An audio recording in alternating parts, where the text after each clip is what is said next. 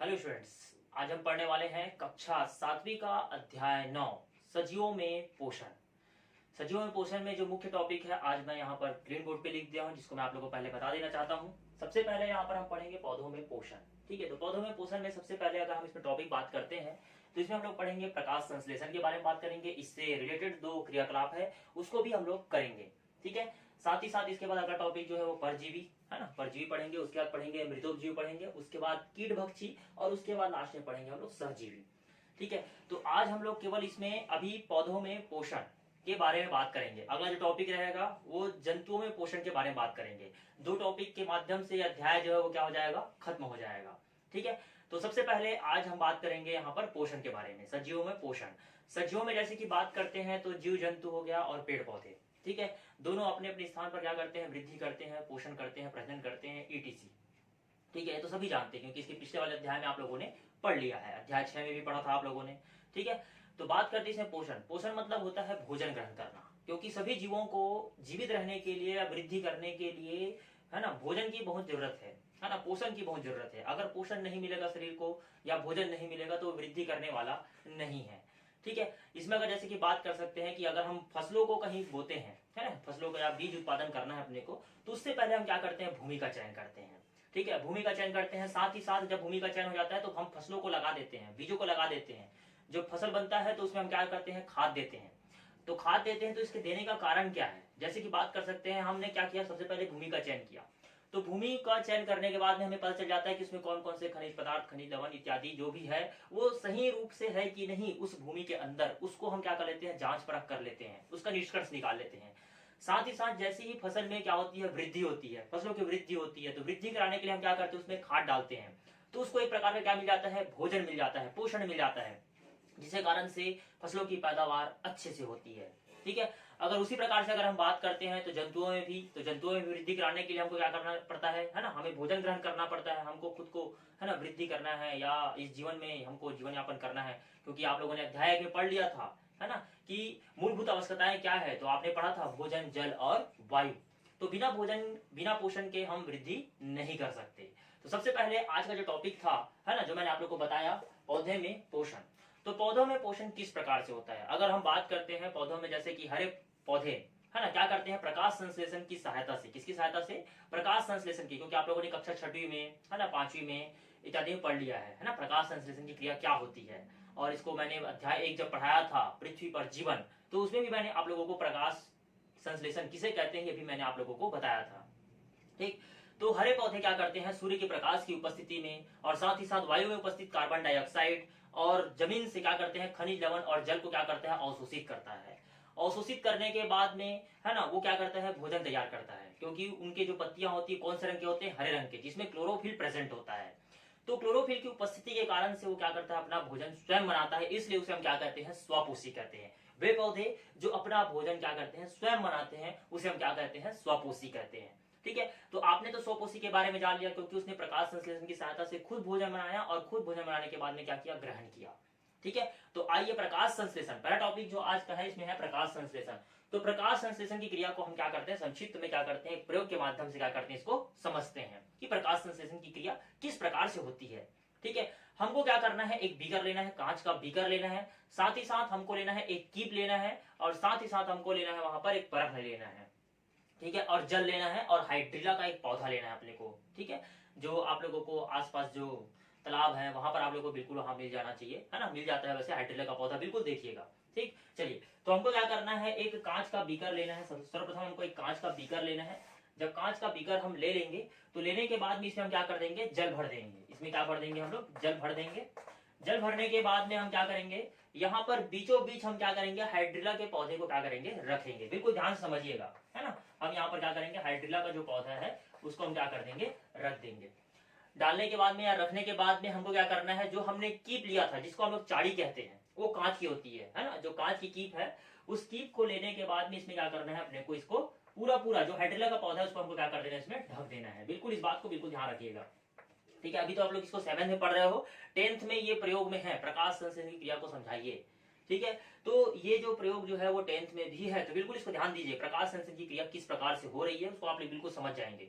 ठीक है, और ये भी आपको ध्यान रखना है, जब आप इस हाइड्रिला के पौधे को पूरा ढकेंगे, किससे, कीप से, है ना, जो चाड़ी बोलते हैं हम लोग इसको, ठीक है।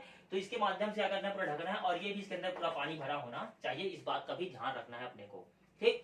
साथ ही साथ को क्या करना है कि परख नहीं लेना है अपने को, कांच की एक परख नहीं लेना है, और उसको जल से पूरा भर के इसके ऊपर क्या कर देना है, उल्टा क्या कर देना है, इसके ऊपर रख देना है, ये उल्टा करके इसके ऊपर लगा देना है, ठीक है। इसके अंदर भी जल भरा होना चाहिए, इस बात का भी पूर्णतः ध्यान रखना है अपने को, ठीक है।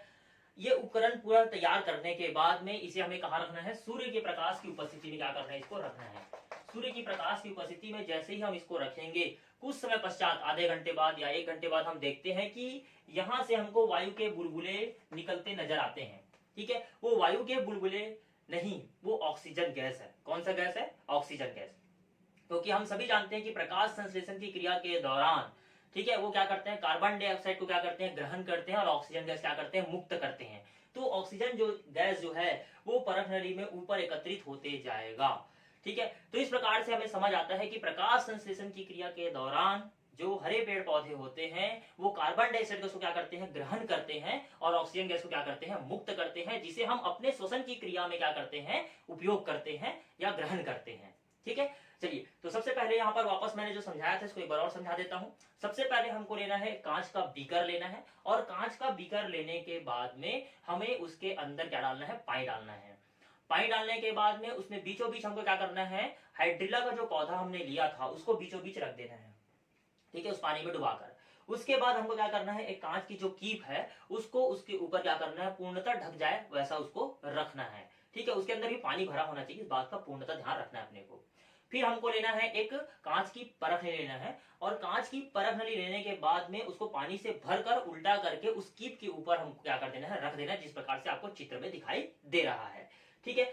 बस इसी प्रकार से रखने के बाद में इस उपकरण को जो हमने तैयार किया है उसे आधे घंटे या 1 घंटे के लिए हमें सूर्य के प्रकाश की उपस्थिति में इसे रख देना है। जैसे ही सूर्य के प्रकाश की उपस्थिति में हम इसे रखेंगे, इसके अंदर क्या होगी, क्रिया होगी। कौन सी क्रिया होगी, प्रकाश संश्लेषण की क्रिया होगी, और इस दौरान यहाँ पर वायु के बुलबुले जो हैं वो निकलते हुए नजर आएंगे। वो वायु के बुलबुले नहीं, ऑक्सीजन गैस रहेंगे, ठीक है। अगर हम इसी प्रयोग को क्या करते हैं, अगर अंधेरे में ला लेते हैं या अंधेरे कक्ष में ला लेते हैं और उसे एक काले कपड़े के अंदर क्या कर देते हैं, ढककर रख देते हैं, तो हमें यह देखने पर, है ना, यह देखना पड़ेगा, है ना, 1-2 घंटे बाद हम देखते हैं वहां पर ऑक्सीजन की उपलब्धता जो है बिल्कुल नगण्य हो जाएगी, ना के बराबर हो जाएगी। क्योंकि जो प्रकाश संश्लेषण की क्रिया होती है, क्योंकि नाम से स्पष्ट है प्रकाश संश्लेषण, ये प्रकाश की उपस्थिति में ही होगी ये क्रिया।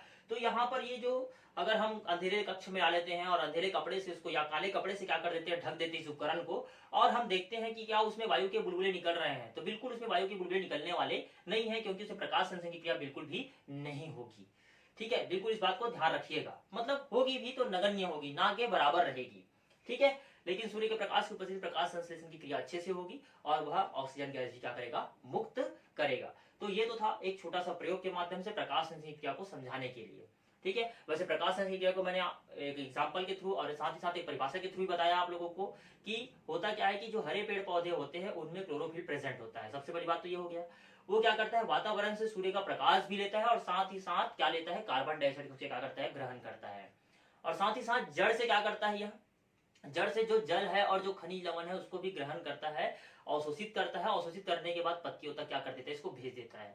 पत्तियों में जो क्लोरोफिल है उसके माध्यम से वहां पर क्या होता है, भोजन बनने की जो क्रिया है वो पूर्ण होती है। जब भोजन की क्रिया पूर्ण रूप से बन जाती है तो ये भोजन बनने की क्रिया को हम क्या कहते हैं, प्रकाश संश्लेषण कहते हैं। बिल्कुल इसको याद रखिएगा, ठीक। चलिए आगे बढ़ते हैं इसमें। अब इसमें प्रकाश संश्लेषण की क्रिया हो रही है, इस दौरान स्टार्च बनता है, कैसे होता है ये क्रिया, बिल्कुल इसको देखने के लिए हम क्या करेंगे, सर्वप्रथम अपने को लेना है एक या दो, हम क्या करेंगे, हरी पत्तियां ले लेंगे, ठीक है। हरी पत्तियां ले लेंगे हम, ये हरी पत्ती लेने के बाद में, ठीक है, ऐसे हरी पत्तियां लेने के बाद में हम क्या करेंगे, इसको हम क्या करेंगे, अच्छे से क्या कर लेंगे, इसको तोड़ लेंगे, एकदम छोटे छोटे भागों में क्या कर लेंगे, तोड़ लेंगे। तोड़ने के बाद में हमको क्या क्या प्रोसीजर करना है बता देता हूँ। पहले आप लोगों को लेना है हरी पत्तियां लेना है, साथ ही साथ आपको लेना है आयोडीन लेना है, साथ ही साथ ड्रॉपर भी लेना है ना, आयोडीन विलयन लेना है जो येलो कलर का होता है, बिल्कुल इसको याद रखिएगा, है ना। तो ऐसा हमको लेने के बाद में हमको क्या करना है, ये जो हरी पत्तियां हमने लिया है उस हरी पत्तियों को अच्छे से क्या कर लेंगे, हम लोग पीस लेंगे। पीसने के बाद इसमें से क्या निकलेगा, रस निकलेगा। उस रस को हम क्या करेंगे, अलग जो जार है उसमें क्या करेंगे, भरकर उसमें रखेंगे, ठीक है। अब उसमें हम क्या करेंगे, 1-2 बूंद सॉरी, अब उसके अंदर हम क्या करेंगे, 1-2 बूंद क्या करेंगे उसके अंदर, है ना, आयोडीन का विलयन डालेंगे, 1-2 बूंद आयोडीन का विलयन डालेंगे। जैसी आयोडीन का विलयन इसके अंदर डालेंगे हम, तो क्या होगा, वह नीले रंग में परिवर्तित हो जाएगा। जैसी वह नीले रंग में परिवर्तित हो जाएगा तो इससे सिद्ध होता है कि, है ना, उसमें क्या उपस्थित है, स्टार्च उपस्थित है। बिल्कुल इस बात को याद रखिएगा। ठीक है, हमको क्या करना है, जो हमने हरी पत्तियां लिया था उस हरी पत्तियों को अच्छे से क्या कर लेना है, पीस लेना है, मतलब छोटे टुकड़ों में तोड़ लेना है।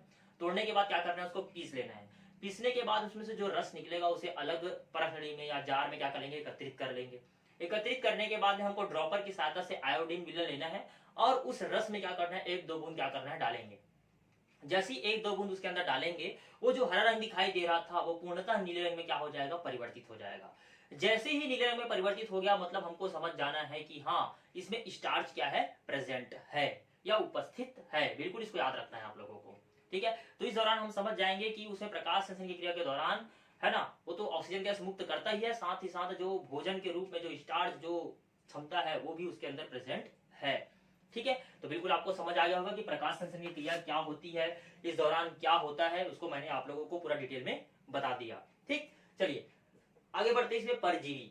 अब परजीवी जैसे कि बात कर सकते हैं, तो परजीवी के टॉपिक पे जाने से पहले आप लोगों को तो ये पता ही है कि वे जीव जो अपने भोजन के लिए दूसरे के ऊपर क्या होते हैं, डिपेंड होते हैं, दूसरे के ऊपर आश्रित होते हैं, उसे हम क्या कहते हैं, परपोषी कहते हैं। अभी तो मैंने स्वपोषी के बारे में बताया कि जो अपना भोजन स्वयं बना रहा था, खुद खा रहा था, स्वयं बनाकर खा रहा था, उसे हम स्वपोषी कह रहे थे।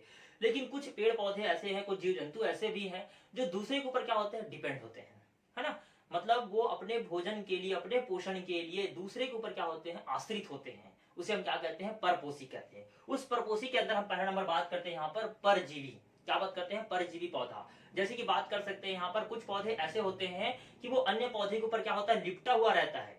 ठीक है, और उनके अंदर एक विशेष प्रकार की संरचना होती है जिसको हम लोग कहते हैं चुष्कांग कहते हैं। वो उसके माध्यम से उस हरे पेड़ पौधे के अंदर जितना भी पोषण है उस पोषण को क्या करते रहता है, ग्रहण करते रहता है अपने चुष्कांग के माध्यम से। उसके अंदर जितना भी पोषण है उसको क्या करता है, वो चूसते रहता है। ठीक है, पूरा ग्रहण करते रहता है। मतलब ये जो हरे पेड़ पौधे हैं जो अपना भोजन स्वयं बना रहे हैं उसके ऊपर क्या करते हैं, ये लिपटे हुए होते हैं। ठीक है, और अपने विशेष संरचनाओं के द्वारा जो चुस्कांग होता है उसके माध्यम से क्या करता है, वो हरे पौधे के अंदर जितना भी पोषण उसको क्या करता है, ग्रहण करते जाता है। ठीक है, अर्थात इसमें सबसे जो खतरनाक बोलना चाहिए जिसमें मैं वैसे बात कर सकता हूँ, अमरबेल। अमरबेल के बारे में आप लोग देखा भी होगा, आप लोग जानते भी, जो येलो कलर का होता है। ठीक है, वो स्वयं तो भोजन नहीं बनाता, वो पौधे का ही रूप है, लेकिन वो स्वयं भोजन नहीं बनाता, इसके अंदर क्लोरोफिल प्रेजेंट नहीं होता। ये दूसरे पौधे से क्या करता है, पोषण क्या करता है, प्राप्त करता है, इसीलिए इसे हम लोग परजीवी पौधा कहते हैं। इसमें अच्छा एग्जांपल जैसे बात करेंगे तो अमरबेल एक परजीवी पौधा है। बिल्कुल इसको याद रखिएगा, अमरबेल जो है वो क्या है, एक परजीवी पौधा है जो दूसरे पौधे से क्या करता है, अपना भोजन क्या करता है, ग्रहण करता है। ठीक, चलिए आगे बात करते हैं इसमें मृतोपजीवी। तो मृतोपजीवी के बारे में अगर हम बात करते हैं तो मृतोपजीवी जैसे कि बात कर सकते हैं, आप लोगों ने देखा होगा आपके घर में कभी अचार, मुरब्बा इत्यादि में या ब्रेड में ही हम बात कर सकते हैं, तो उसमें फफूंद लगा हुआ आप लोगों ने देखा होगा, जो स्लेटी रंग का होता है, सफेद रंग का होता है, या कहीं पर पैरा एकत्रित है, गीले हो गए हैं, या आपका चमड़े का बेल्ट है या जूता है उस पर भी आप लोगों ने देखा होगा जो फफूंद, जो जिसको हम लोग कहते हैं कवक कहते हैं, वो प्रेजेंट हो जाता है। इसके अंदर क्लोरोफिल तो नहीं पाया जाता, ठीक है, लेकिन ये क्या करता है, सड़े गले या मृत जीवों से क्या करता है, अपना भोजन क्या करता है, प्राप्त करता है। सड़े गले या मृत जीवों से अपना भोजन क्या करता है, प्राप्त करता है, इसीलिए हम लोग क्या कहते हैं, मृत जीवी कहते हैं या मृतोपजीवी कहते हैं, मृतोपजीवी पौधा। जैसी बात कर सकते हैं इसमें कुकुरमुत्ता। ठीक है, आप लोग जानते हो मशरूम कुकुरमुत्ता, जिसको आप लोग जानते हो, है ना, कई ऐसे कुकुरमुत्ता जो होते हैं या मशरूम जो होते हैं जिसको हम लोग खाते हैं, जिसको विशेष विधियों द्वारा क्या किया जाता है, बनाया जाता है। ठीक है, और कुछ जो होते हैं वो सड़े गले भोज्य पदार्थों से अपना भोजन क्या कर रहा है, ग्रहण कर रहा है। इसे अगर हम खाएंगे, अपने भोजन के रूप में ग्रहण करते हैं, तो हमारे लिए क्या हो जाएगा, नुकसानदेह हो जाएगा। जैसे कि अगर कोई फफूंद लगा हुआ अचार है ना, अगर उसे आप लोगों ने देख लिया और उसे अनदेखा करके भी आपने अगर ग्रहण कर लिया, तो वो आपके अंदर विभिन्न प्रकार की बीमारियों को क्या कर सकता है, उत्पन्न कर सकता है। तो बिल्कुल जो चीज ऐसे आपको दिखाई दे रहा है जिसे फफूंद लग गया, बिल्कुल उसको साइड कर दीजिए। ठीक है, उसे ग्रहण बिल्कुल भी नहीं करना है, या उसे आप क्या कर दीजिएगा, वेस्ट पदार्थ में फेंक दीजिएगा, ज्यादा अच्छा रहेगा। ठीक, चलिए, तो मैंने मृतोपजीवी के बारे में बताया कि जो सड़े गले भोज्य पदार्थों से क्या करता है, अपना भोजन क्या करता है, ग्रहण करता है, उसे हम क्या कहते हैं, मृतोपजीवी पौधा कहते हैं। जैसे कि मैंने बताया आप लोगों को, कुकुरमुत्ता बताया, मशरूम बताया मैंने आप लोगों को। ठीक, चलिए आगे बात करते हैं कीड़भक्षी।